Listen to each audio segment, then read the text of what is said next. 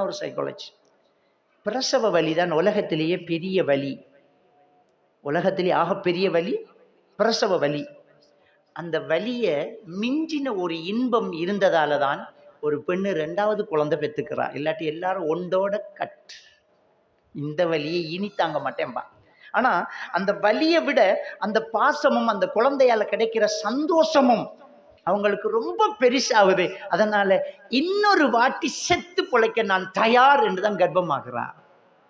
சில தாய்மார்கள் 8 பிள்ளை 10 பிள்ளைன்னு பெத்துக்கிறாங்கன்னு அவ்வளோ சந்தோஷப்படுறாங்க, அவ்வளோ மகிழ்ச்சி.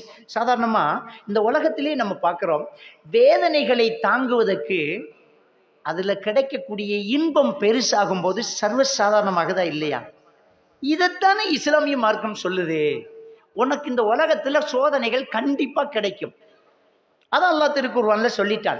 அந்த சோதனைகளை தாங்கிக் கொள்ளக்கூடிய மனசு இந்த இஸ்லாத்தில் கிடைக்கும். அதையும் அல்லாஹ் தஆலா திருக்குர்ஆன்ல சொல்றான்.